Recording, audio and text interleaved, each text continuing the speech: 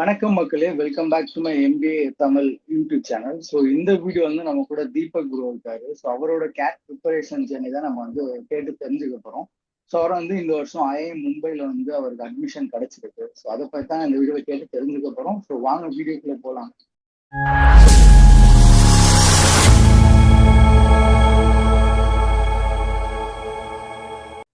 So hi Deepak bro, எப்படி இருக்கீங்க? Hi bro, நல்லா இருக்கேன். நீங்க எப்படி இருக்கீங்க? நல்லா இருக்கேன் ப்ரோ, சூப்பரா.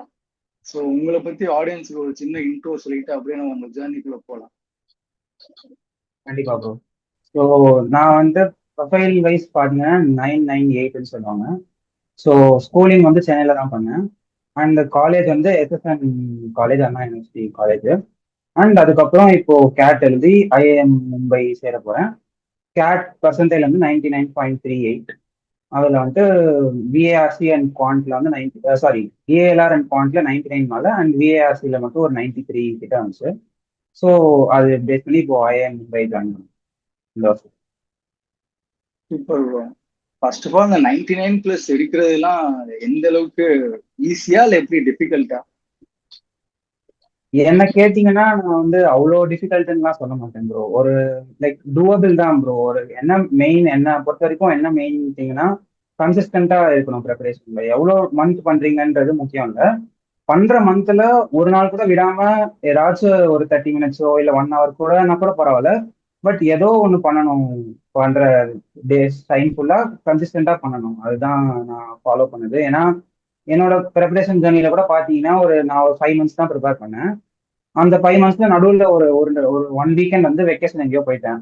அப்புறம் திருப்பி நெக்ஸ்ட் மண்டே வந்து பார்த்தா ஃபுல்லா ஒரு 1 வீக் பேக்லாக் மாதிரி ஆயிடுச்சு. ஸோ அது வந்து கன்சிஸ்டன்ட்டா மெயின்டைன் பண்ணணும். டெய்லி ஏதாச்சும் கொஞ்சமாச்சும் பண்ணணும். அண்ட் வெரைட்டியா பண்ணணும். ஒரு ஒரு சப்ஜெக்ட்டும் மாற்றி மாற்றி பண்ணோம்னா எனக்கு தெரிஞ்சு அச்சீவபிள் தான். 99% அவ்வளோ கஷ்டம்னு தோணல. ஆனா என்ன மோட்டிவேட்டடா இருக்கணும், கன்சிஸ்டன்டா பண்ணணும், அவ்வளோ. எவ்வளோ ரா ஸ்கோர் வந்துச்சு? எவ்வளோ ரா ஸ்கோருக்கு உங்களுக்கு இந்த 99+% வந்துச்சு? ஸோ என்னோட ரா ஸ்கோர் பார்த்தீங்கன்னா 101.3. அதில் வந்து டிஏஎல்ஆர்ல 40, குவான்ஸ்ல 34, and விஏஆர்சியில் 26. Super bro.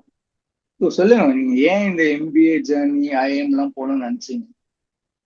Okay bro. So எனக்கு பார்த்தீங்கன்னா ஆக்சுவலி கொஞ்சம் ஜெனுவின் ரீசன் மாதிரி தான் இருந்துச்சு. ஏன்னு சொல்றேன்னா, நான் வந்து இன்டர்ன்ஷிப் வந்து ப்ராடக்ட் மேனேஜ்மெண்ட்ல ஒரு ஃபீல்டில் கிடைச்சிச்சு எனக்கு காலேஜ்லேருந்தே. ஸோ நான் அங்கே போய் பண்ணேன்.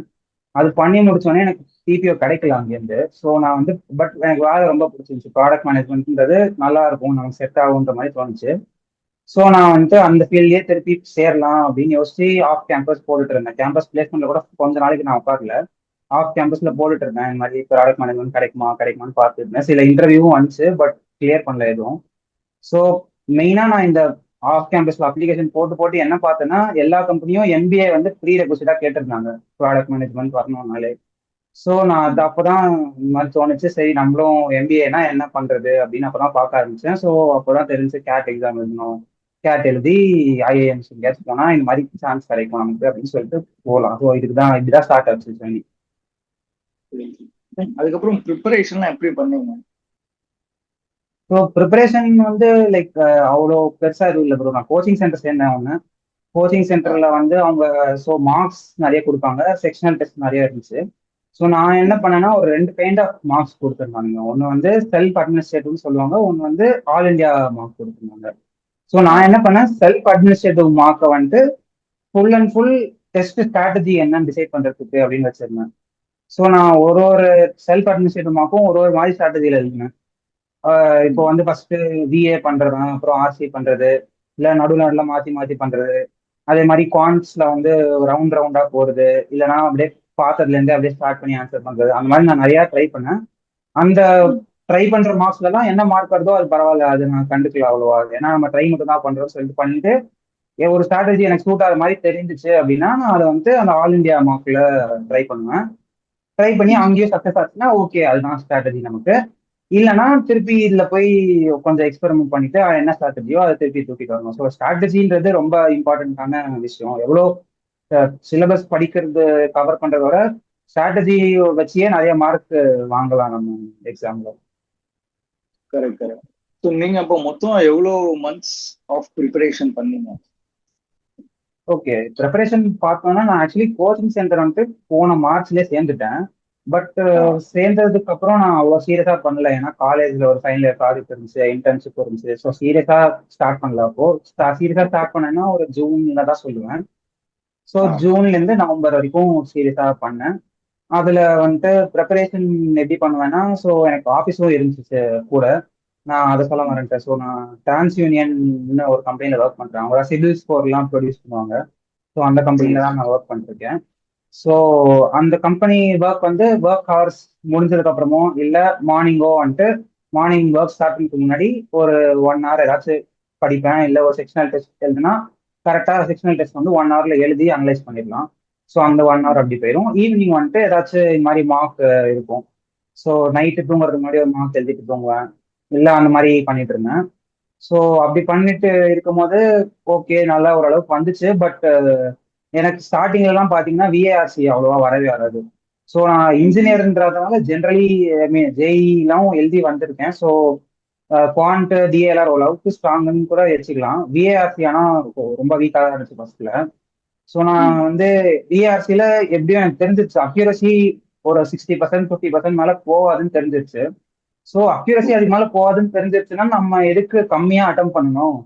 எப்படியும் நான் ம், 24 அட்டம் பண்ணி எனக்கு 50% அக்யூரசினாலும் 12 கரெக்ட் 12 தப்பு. ஸோ அட்லீஸ்ட் ம், ம், +3 -1னால எனக்கு சேமா இருந்தாலும் எனக்கு மார்க் எப்படியும் அதிகமாக தான் வரப்போகுதுன்னு சொல்லிட்டு நிறைய அட்டம் பண்ண ஆரம்பிச்சேன் விஆர்சியில். ஸோ அந்த மாதிரி ஒரு இந்த ஸ்ட்ராட்டஜியும் நான் வந்துட்டு மார்க் அட்டன் பண்ணி கண்டுபிடிச்சது தான். ஸோ இந்த மாதிரி ஒரு ம், மார்க் சடனாக வந்துட்டு நம்ம எல்லாமே அட்டன் பண்ணி பார்க்கலாம், என்ன ஆகுதுன்னு பார்க்கலாம், கம்மியாக வருதா அதிகமாக வருதான்னு பார்க்கலாம்னு சொல்லி பண்ணது தான். ஸோ அந்த மாதிரி ட்ரையல் அண்ட் எரர்ல பேஸ்ல கண்டுபிடிச்சி நமக்கு எந்த சூட் ஆகுதோ ஒருத்தவங்களுக்கு ஒரு ஸ்ட்ராட்டஜின்னு சொல்ல முடியாது. எல்லாருக்குமே வேற வேற மாதிரி இருக்கும். ஸோ அது என்ன நீங்க தான் கண்டுபிடிக்கணும். ஸோ அதுக்கு இந்த மாதிரி மார்க் எழுதணும், இல்லை செக்ஷனல் டெஸ்ட் எழுதணும். அந்த மாதிரி எழுதினாதான் எனக்கு தெரிஞ்சு அது ஸ்ட்ராட்டஜின்றது கரெக்டா வரும் எக்ஸாம் முன்னாடி. Correct bro. நீங்க மொத்தம் இப்ப ஜூன்ல இருந்து அப்படின்னா நீங்க எப்போ இருந்து மார்க் டெஸ்ட் எல்லாம் எடுக்க ஸ்டார்ட் பண்ணீங்க? மொத்தம் எவ்வளவு மார்க் எடுத்திருப்பீங்க? ஓகே, ஸோ ஜூன்ல இருந்து நான் வந்து ஆகஸ்ட் அண்ட் செப்டம்பர் 2 வரைக்குமே ஆக்சுவலி போர்ஷன் முடிக்கல. ஸோ செப்டம்பர் 2ல ஆ, சிலபஸ் முடிச்சிட்டேன். பட் இன்னொரு இம்பார்ட்டன்ட் திங் என்னன்னா சிலபஸ் முடிக்கிறோம்னு அவசியம் இல்லை மார்க் எடுக்கிறதுக்கு. ஏன்னா நம்ம ம், வந்து எப்படியும் இதெல்லாம் ஆல்ரெடி படிச்சு வந்தது தான். 10th 12th தான் இதே மேக்ஸ் தான் படிச்சு வந்திருக்கோம். டிஏஆர்ன்றது பசில் பேஸ்டு தான். ஸோ அது பசில் சால்வ் பண்ற மாதிரி தான். ஸோ நம்ம மார்க் அதுக்குன்னு எடுக்காம இருக்கணும் இல்லை. ஸோ நம்ம வந்துட்டு ஸ்டார்டிங்லேருந்தே நான் மார்க்கும் எடுத்து தான் வந்தேன். ஸோ நான் ஆக்சுவலி ப்ரிப்பரேஷன் ஸ்டார்ட் பண்றதுக்கு முன்னாடியே மார்க் எடுத்து நமக்கு எவ்வளோ வருது, சும்மா எங்க நிற்கிறோம், நம்ம இது மேலே கோச்சிங் சேர்ந்தா நமக்கு யூஸ் ஆகுமா இல்லையா அப்படின்னு பார்த்தேன் சும்மா. ஸோ அந்த மார்க் எடுத்து அதுக்கப்புறம் எப்படி ஆகுதுன்னு பார்த்துட்டு அதுக்கப்புறம் தான் கோச்சிங் சேர்ந்தேன். அதுக்கப்புறம் ஜூன்ல இருந்து மார்க்ஸ் வந்து வீக்லி ஒன்ஸ் இல்லை 2 வீக்ஸ் ஒன்ஸ் அந்த மாதிரி ஒன்று சும்மா எடுப்பேன். பட் ரெகுலரா பாத்தீங்கன்னா செப்டம்பர்ல தான் போர்ஷன் முடிச்சேன். So October okay. And November full and full marks and sectional test மட்டும்தான்.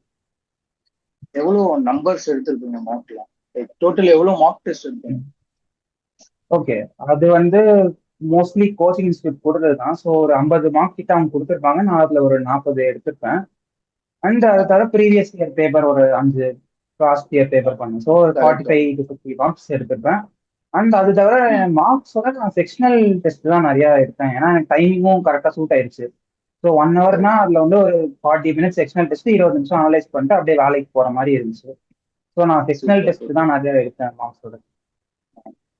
அதுல எல்லாம் எப்படி மார்க்? இப்ப நீங்க 40 மார்க் எடுக்கும்போது அதுல ஒரு மார்க்ஸ் வந்திருக்குங்க. அந்த எப்படி வந்துச்சு? பிளஸ் ஃபைனல் எக்ஸாம்லயும் இங்க நீங்க மார்க்ல எடுத்த ஸ்கோரும் ஃபைனல் எடுத்த ஸ்கோரும் சேமா இருந்துச்சா இல்ல எப்படி? ஸோ என்ன கேட்டிங்கன்னா ஃபைனல் எக்ஸாம்ல நான் எடுத்தது வந்து one of the best marks மாதிரி. அதோட மார்க்ல சரி ஒரு ரெண்டு சரி. மூணு மார்க் மேபி அதிகம் எடுத்திருப்பேன். பட் ஆ, ஃபைனல் எக்ஸாம்ல எனக்கு தெரிஞ்சு அபவ் ஆவரேஜ் கண்டிப்பா. One of the ah, best exam கூட சொல்லலாம். இல்ல அதுவும் ஒரு மார்க்கா கன்சிடர் பண்ணோம் அப்படின்னா ஒன் ஆஃப் த பெஸ்ட் மார்க்னு சொல்லலாம். இந்த மாதிரி போச்சு எனக்கு. So grateful for that. சொல்லலாம். ஸோ நீங்க மெயினா அந்த ஸ்ட்ராட்டஜி சொன்னால உங்களுக்கு என்னென்ன ஸ்ட்ராட்டஜி எல்லாம் ஒர்க் அவுட் ஆச்சு எக்ஸாம்ல? ஓகே, ஓகே, நான் அது சொல்றேன். But again as I set ஒவ்வொன்றுக்கும் ஒவ்வொரு ஸ்ட்ராட்டஜி தான். நான் என்னோட ஸ்ட்ராட்டஜி ம், என்னன்னு சொல்றேன். ஸோ ம், நான் விஏஆர்சியில் என்ன பண்ணேன்னா ஃபர்ஸ்ட் 12 மினிட்ஸ் வந்து விஏ மட்டும் பண்ணேன். 8 கொஸ்டின் விஏ இருந்துச்சு. 12 மினிட்ஸ்ல மோர் தேன் டூயபிள் தான் நான் சொல்லுவேன். ஏன்னா அதுல வந்து சம்டைம்ஸ் பேராஜம்பிள்லாம் இருக்கும். அப்படி இருந்துச்சுன்னா நீங்க அதுக்கு டைம் இன்வெஸ்ட் பண்ணலாம். பட் எங்க இயர்ல இல்ல அது. எங்க கேட் 2024 பேராஜம்பிள் தூக்கிட்டாங்க. ஸோ விஆர்சி வந்து ஃபர்ஸ்ட் 12 மினிட்ஸ் விஏ பண்ணுவேன். அடுத்த ரிமைனிங் 28 மினிட் இருக்கும். அதுல வந்து 7 மினிட்ஸ் 7 மினிட்ஸ் பர் ஆர்சின்னு வச்சிருந்தேன். ஸோ அது எப்படின்னா ஃபர்ஸ்ட் 2 ஆர்சி வந்து 7 மினிட்ஸ் எடுத்து பண்றேன்னு வச்சுக்கோங்க. ஒரு ரீடிங் ஸ்பீட் நமக்கு இன்க்ரீஸ் ஆகிட்டே இருக்கு போக போக. ஏன்னா ஃபர்ஸ்ட் கொஞ்சம் படிக்கிறது கொஞ்சம் லேசியா இருக்கும். அப்புறம் படிக்க ஆரம்பிச்சிட்டோம்னா ஓகே கொஞ்சம் ஃபாஸ்டா வந்துடும். ஸோ கடைசி 2 ஆர்சி வந்து 6 மினிட்ஸ்லேயே முடிக்க பார்ப்பேன். முடிச்சுட்டு லாஸ்ட் 2 மினிட்ஸ் வந்து நான் வந்து கரெக்டா போட்டிருக்கோமா எல்லாமே, நம்ம எவ்வளவு அட்டன் பண்ணணும், எல்லாம் கான்ஃபிடென்ட்டா இருக்கா அப்படின்னு பார்த்துட்டு தான் பண்ணுவேன். ஏன்னா சில கொஸ்டின் வந்து மார்க் ஃபார் ரிவ்யூ போட்டு போயிடுவோம் ஸ்டோரா இருக்கான்றதுனால. ஸோ வந்துட்டு கடைசியில 2 மினிட்ஸ்ல வந்து அதை செக் பண்ணுவேன். ஸோ டிஏஆர்சிக்கு இப்படி தான் பண்ணேன்.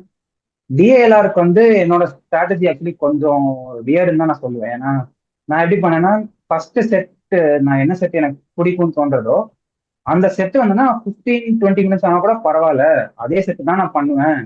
எப்படியும் ஃபுல் செட் சால்வ் பண்ணும், தெரிஞ்ச செட்டுன்னு தெரிஞ்சிச்சு. அது மேல 15-20 மினிட்ஸ் ஆனா கூட பரவாயில்ல, ஃபுல் செட் சால்வ் பண்ணணும் தான் இருந்தேன். ஸோ எக்ஸாம்லயும் அப்படிதான் ஆச்சு. ஃபர்ஸ்ட் 15 மினிட்ஸ் ஆச்சு ஒரு செட் பண்ணவே. ஸோ ஆனா என்ன ஆகும்னா அந்த ஒரு ஒரு செட் ஃபுல்லா போட்டோம்டான்ற கான்ஃபிடன்ஸ் வந்தோடனே அப்புறம் மற்றதெல்லாம் தானா அதுவே டக்கு டக்குன்னு வந்துடும். ஸோ அந்த கான்ஃபிடன்ஸ் வரதுக்காக ஒரு செட் எப்படியுமே ஃபுல்லா போட்டே ஆகணும். அதுக்கப்புறம் நம்ம என்ன பண்றோமோ பண்ணிக்கலான்ற மாதிரி தான் டிஎல்ஆருக்கு போனேன்.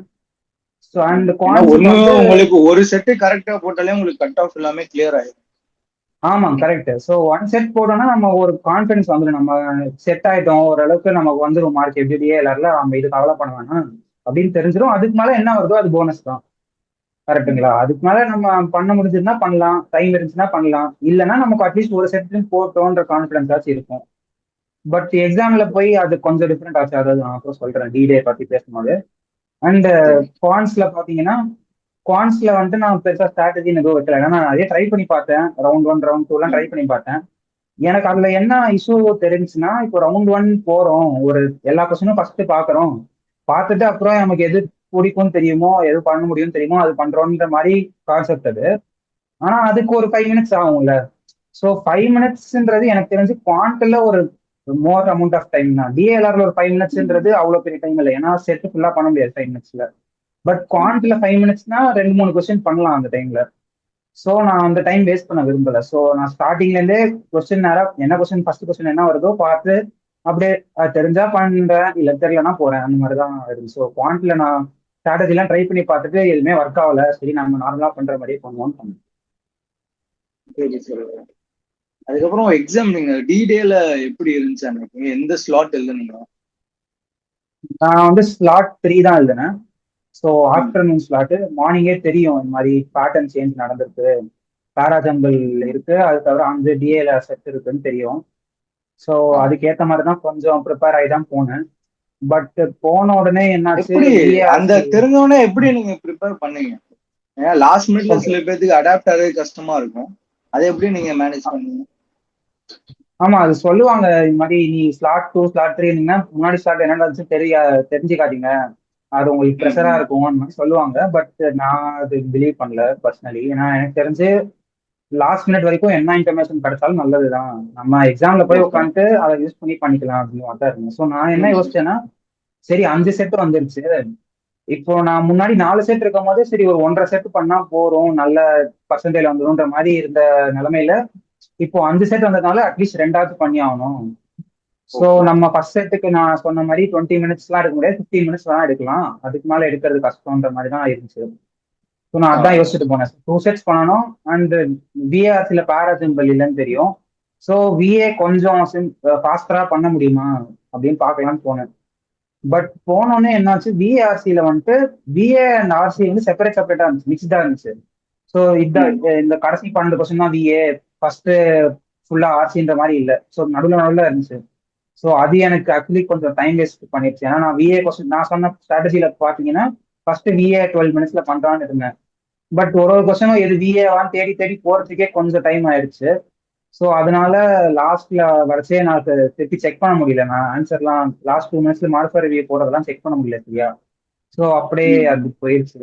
ஸோ பேப்பர் ஆல்சோ லைக் விஏஆர்சி வந்து எனக்கு வந்து கொஞ்சம் ஒரு மாதிரி சப்ஜெக்டிவா தான் இருந்துச்சு. அதாவது இது கூட கரெக்டா இருக்கலாம், இதுவும் கரெக்டா இருக்கலாம்ன்ற மாதிரி தான் இருந்துச்சு. ரொம்ப ஆம்பிகுவஸா இருந்துச்சு. ம். சரி, அந்த விஏஆர்சி முடிஞ்சிருச்சு எப்படியோ, நம்ம இனிமே நம்ம என்ன வருமோ, எனக்கு வருன்ற சப்ஜெக்ட் ரெண்டு தான் எதுவுமே இங்க இருந்துச்சு. சரி, நமக்கு என்ன வருமோ அதை பண்ணுவோம் அப்படின்னு சொல்லிட்டு டிஏஎல்ஆர் போனேன். போயிட்டு ஆ, சொன்ன மாதிரி ஃபர்ஸ்ட் செட்டுக்கு 15 மினிட்ஸ் ஆச்சு. ஏன்னா அந்த செட்டில் வந்துட்டு ரெண்டு பாசிபிலிட்டி இருந்துச்சு. பட் ரெண்டாவது பாசிபிலிட்டின்றது அவ்வளோ சிம்பிளா தெரியல. ஒரு ரூட்ஸ் அண்ட் நெட்ஒர்க்கோட செட் அது. அதுல ஓகே. ரெண்டாவது பாசிபிலிட்டின்றது அவ்வளோ சிம்பிளா தெரியல. ஸோ அது கொஞ்சம் டைம் ஆச்சு அது கண்டுபிடிக்க. பட் அது கண்டுபிடிச்சோடனே சரி, அவ்வளோதான் கரெக்டா பண்ணிட்டோம், ஒன் செட் ஃபுல்லா முடிஞ்சிருச்சுன்னு தெரிஞ்ச உடனே அடுத்து டக்கு டக்குன்னு போனேன். ஸோ போயிட்டு ம். Actually I hate the time to solve 3 sets. And 3 sets பண்ணிட்டு லாஸ்ட் ஒரு 5 மினிட்ஸ் இருந்துச்சு. நான் இன்னொரு செட்டும் ஸ்டார்ட் பண்ணேன். ஸ்டார்ட் ம். பண்ணிட்டு அதுல என்ன பண்ணேன்னா ஒரு ரெண்டு கொஸ்டின் எஸ்டிமேட் பண்ண ட்ரை பண்ணேன். இதுதான் ஆன்சரா வருமா எஸ்டிமேட் பண்ண ட்ரை பண்ணேன். ட்ரை பண்ணிட்டு நான் வந்து அது ஆன்சர் லாக் பண்ணிட்டேன். லாஸ்ட் 10 செகண்ட் ஆஃப் த டிஐஎல்ஆர்ல வந்து எனக்கு தோணுச்சு, சரி வேணாம், நம்ம எதுக்கு ஆ, இந்த மாதிரி பண்ணணும், நமக்கு விஏஆர்சியில அக்யூரசி போகும் தெரிஞ்சிருச்சு, அட்லீஸ்ட் இங்க இங்க 2 மார்க்ஸ் 100% அக்யூரசி வைக்க ட்ரை பண்ணுவோம் அப்படின்னு சொல்லிட்டு அதை ரெண்டுத்தையும் எடுத்துட்டேன். ஸோ தென் குவான்ஸ் வந்தா, குவான்ஸ் வந்து டீசெண்டாக தான் இருந்துச்சு, பண்ற மாதிரி தான் இருந்துச்சு. Starting of the first few questions அல்ஜிபிராவா இருந்துச்சு. எனக்கு பிடிச்ச topic algebra. So it help me hmm. Get a good start. டக்குன்னு அப்படியே சால்வ் பண்ணி போயிட்டே இருந்தேன். ஸோ அந்த ஃபர்ஸ்ட் 4-5 கொஸ்டின்ஸ் பண்ண கான்ஃபிடன்ஸோட நல்லா ஃபுல்லா போய் முடிச்சிருக்கோம் குவான்ஸ். ஸோ டிஏஎல்ஆர் அண்ட் குவான்ஸ் நல்லா போச்சு. விஏஆர்சி கொஞ்சம் ஷார்ட். சரி, சரி. ஸோ ஒன்ஸ் உங்களுக்கு நல்ல ஸ்கோர் வந்த பிறகு இன்டர்வியூக்கெல்லாம் எப்படி ப்ரிப்பேர் பண்ணுங்க? அதுக்கப்புறம் இன்டர்வியூல என்ன மாதிரி கொஞ்சம், ஏன்னா நார்மலா செல்ஃப் இன்ட்ரோ அது ஓகே, பட் அது தவிர உங்களுக்கு என்ன மாதிரி யூனிக்கா டிஃப்ரெண்டான கொஸ்டின்ஸ் கேட்டாங்க? ஓகே. ஸோ என்ன கேட்டிங்கன்னா, நான் வந்து கேட்டோட என்னோட பர்சனல் ஒப்பீனியன், கேட்டோட நான் வந்து இன்டர்வியூஸ் தான் கஷ்டம்னு சொல்லுவேன். ஏன்னா இன்டர்வியூல அப்படியா? எப்படின்னா, கேட்லாச்சும் நம்ம ஒரு கொஸ்டின் சால்வ் பண்ணா கரெக்ட்னு தெரிஞ்சிடும். டிஎல்ஆர் பாயிண்ட்ஸ் எல்லாம் சால்வ் பண்ணா கரெக்ட்னு தெரிஞ்சிடும். இன்டர்வியூக்கு போய் உட்காரும் போது நம்ம சொல்றோம் ஒண்ணு, அது அவங்களுக்கு அவங்க அதான் எக்ஸ்பெக்ட் பண்றாங்களா நமக்கு தெரியாது. அவங்க ம். வந்து வேற மாதிரி யோசிக்கலாம், நம்ம வந்து வேற மாதிரி யோசிக்கலாம். ஒரே மைண்ட் எல்லாருக்கும் இருக்கும் இல்ல. ஸோ ரொம்ப வேரியபிளான ப்ராசஸ் மாதிரி தான் அது. ஸோ எனக்கு தெரிஞ்சு I would say it's more tougher. But interview எப்படி ப்ரிப்பேர் பண்ணேன்னு கேட்டிங்கன்னா, ஸோ ஃபர்ஸ்ட் ஆக்சுவலி எனக்கு வெறும் ஐஎம் இண்டோர் கால் மட்டும் தான் வந்துச்சு. மற்ற அது ஆ. தவிர கேப் கால்ஸ் வந்துச்சு. ஸோ கொஞ்சம் லேட்டாக தான் வந்து ஐஏஎம் மும்பை அண்ட் மற்ற கால்ஸ்லாம் வந்துச்சு. ஸோ நான் ம். ஃபர்ஸ்ட் வந்து ஆஃப்டர் கேட் முடிஞ்சோடனே I started preparing for interview. So அதனால தான் என்னோட ஜாட் கொஞ்சம் அவ்வளோ நல்லா போகல. ஏன்னா நான் இன்டர்வியூ ம். ஆல்ரெடி ப்ரிப்பரேஷன் ஸ்டார்ட் பண்ணிட்டேன். ஸோ நான் எப்படி ஸ்டார்ட் பண்ணேன்னா, அசை சார் அதே ஜேர்னி தான். நம்ம YMBA எனக்கு கொஞ்சம் செட் ஆயிடுச்சு. அதுதான் one of the ah. Important question இன்டர்வியூல. அதை பேஸ் பண்ணி தான் ah. Most of the interview போகும். ஸோ எனக்கு அது டேரக்டா செட் ஆயிடுச்சு. எனக்கு ப்ராசஸாவே அப்படியே ஃபுல்லா இருந்துச்சு. ஒரு ரோட் மேப் மாதிரி அப்படியே சொல்லிட்டு அவங்கள்ட்ட ஃப்ளோ சார்ட் இதான் நடந்துச்சு, இதுக்கப்புறம் இது நடந்துச்சு, இதனால எனக்கு எம்பிஏ பண்ணணும்னு தோணுச்சுன்னு நான் உங்கள்ட்ட சொன்ன மாதிரி அதே மாதிரி சொல்லிட்டேன். ஸோ அது ம். எனக்கு ப்ராப்ளம் வரல. பட் YMBAன்றது most important question, not just for interview. கேட்கும் போது கூட நம்ம எப்பயாச்சும் ஒரு ப்ரிப்பரேஷன் பண்ணிருக்கோம், நமக்கு தோணும் ரொம்ப நாளா பண்ணிருக்கோம், எதுவுமே ரிசல்ட் வரல, இல்ல மார்க் கம்மியா வருது அப்படின்னு தோணும் போதுலாம் நம்ம ஒரு நம்மளோட YMBA என்னன்னு யோசிச்சு பார்த்து, நம்மளோட ஃபைனல் கோல் என்னன்னு யோசிச்சு பார்த்தா நமக்கு திருப்பி மோட்டிவேஷன் வரும். ஸோ ஒரு ஸ்ட்ராங் YMBA இருக்கிறதுன்றது very important. So hmm. After that இன்டர்வியூல நான் ப்ரிப்பேர் பண்ணது வந்து மார்க் இன்டர்வியூஸ் தான் நிறைய எடுத்தேன். ஸோ ஆ. சீனியர்ஸ் எல்லாம் கேட்டேன். ஒரு ஒரு காலேஜும் ஒரு ஒரு மாதிரி கொஸ்டின்ஸ் கேட்பாங்க. ஸோ எல்லாரும் ஒரே மாதிரி கேட்பாங்கன்னு இல்லை. ஸோ எனக்கு வந்து ம். இன்டர்வியூஸ்ல வந்து இண்டோர், ஐஎம் இண்டோர், ஐஐடி பாம்பே எல்லாம் டெக்னிக்கலா கேட்குற காலேஜ்னு தெரியும். நம்ம அண்டர் கிராட்ல படிச்சது தான் மோஸ்டா கேட்பாங்க, ஏன்னா டெக்னிக்கல் பேஸ்ட் காலேஜ்ன்றதுனால. ஸோ அதுக்கு அந்த மாதிரி ப்ரிப்பரேஷன். கேப்புக்கு வந்து ஜென்ரல் நாலேஜ் கொஞ்சம் கேட்பாங்கன்னு தெரியும். அதே மாதிரி பப்ளிக் கரண்ட் அஃபேர்ஸ் அதெல்லாம் கேட்பாங்கன்னு தெரியும். ஸோ அதெல்லாம் கொஞ்சம் படிச்சுட்டு இருந்தேன். நாங்க ஜிடிபி ப்ரெப் ஸ்டார்ட் பண்ணும்போது தான் இந்த ட்ரம்ப் வந்துட்டு அவர் நிறைய விஷயம் பண்ணிட்டு இருந்தாரு.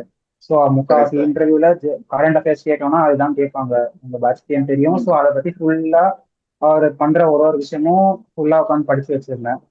அது வந்து ம். நோட்ஸ் எடுத்து வச்சிருந்தேன் ஃபோன்ல, நமக்கு கேட்டா சொல்ற மாதிரி நோட்ஸ் எடுத்து வச்சிருந்தேன். அது நோட்ஸ் அப்படியே இன்டர்வியூ போகிற மாதிரி பார்த்துட்டு போவேன்.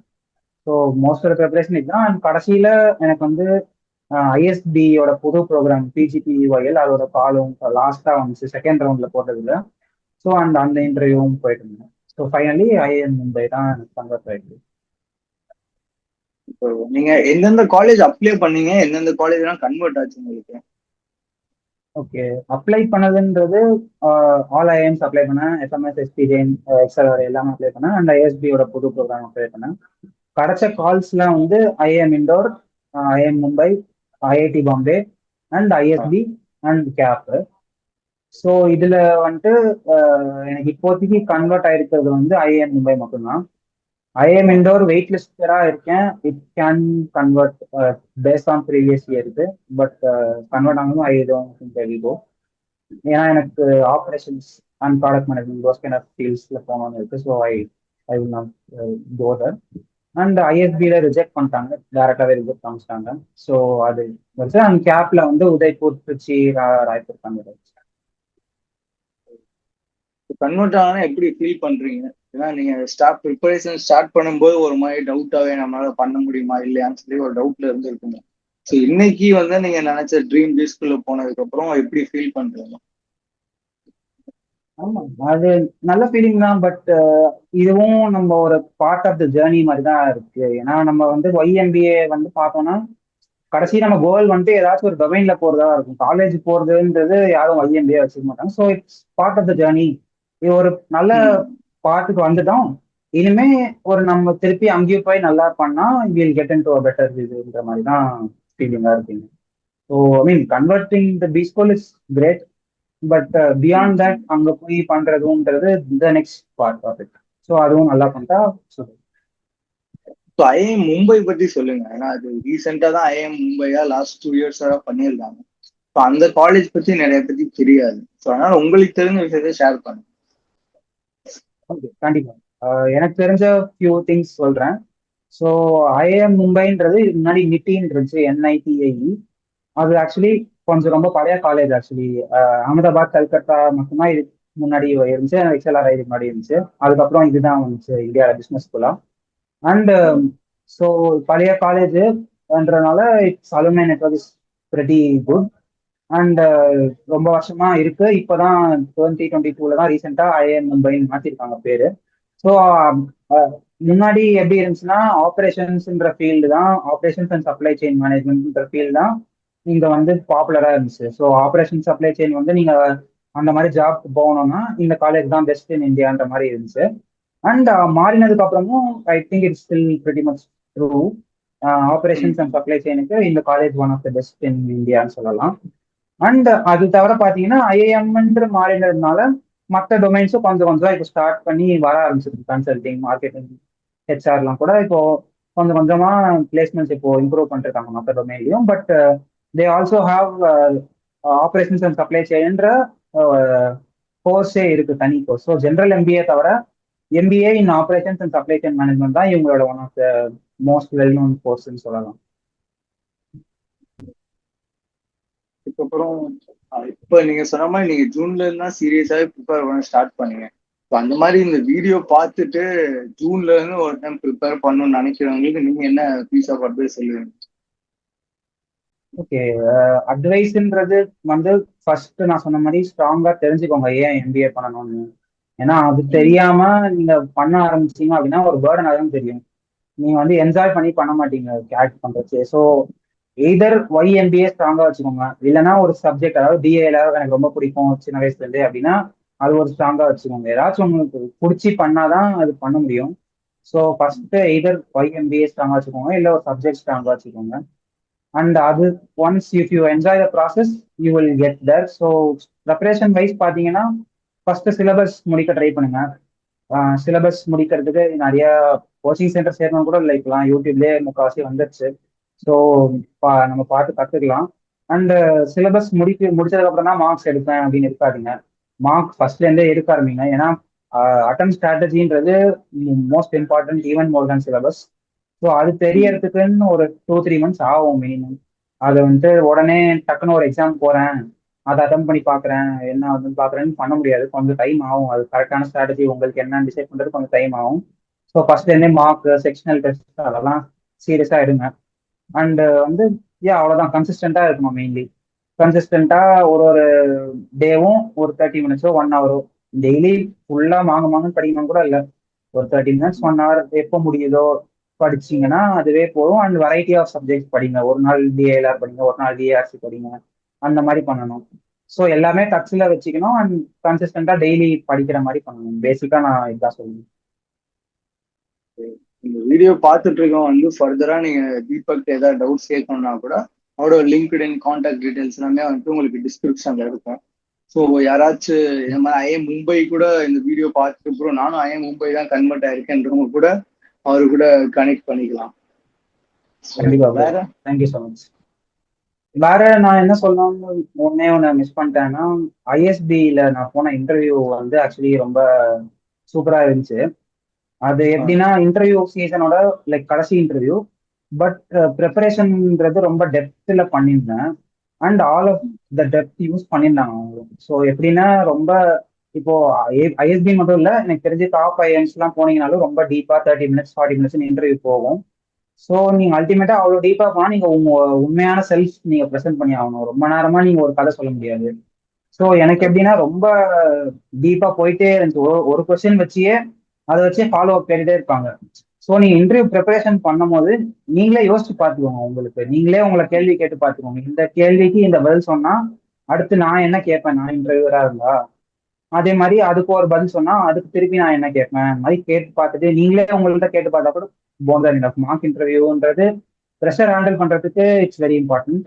பட் கொஸ்டின் என்ன கேட்போங்க, ஆன்சர் என்ன பண்ண போறோம்ன்றது நீங்களே உங்களை கண்ணாடியில பார்த்து கேட்டுக்கலாம். இல்ல நீங்களே உங்கள்கிட்ட மனசுல கேட்டு பார்த்துக்கலாம், இந்த கொஸ்டினுக்கு நானா இருந்தா என்ன கேட்பேன். ஸோ அந்த மாதிரி டெப்த் நீங்க போயிட்டே இருந்தீங்கன்னா பெரிய IIMs and those kind of பெரிய காலேஜ்லாம் கன்வெர்ட் பண்றதுக்கும் உங்களுக்கு ரொம்ப யூஸ்ஃபுல்லா இருக்கும். அவ்வளோ. தேங்க்ஸ் ஸோ மச் ப்ரோ, இவ்வளோ இன்புட்ஸ் கொடுத்தது. கண்டிப்பா வீடியோ பார்க்குற நிறைய பேருக்கு இந்த நீங்க சொன்ன ஸ்ட்ராட்டஜிஸ்ல இருந்து அந்த எப்படி பேலன்ஸ் பண்றதுல இருந்து நிறைய விஷயம் ஹெல்ப்ஃபுல்லா இருக்கும்னு நினைக்கிறேன். Thank you so much bro, time spend பண்ணி இவ்வளோ விஷயம் ஷேர் பண்ணதுக்கு. Thank you so much bro. My pleasure. Don't worry, be happy.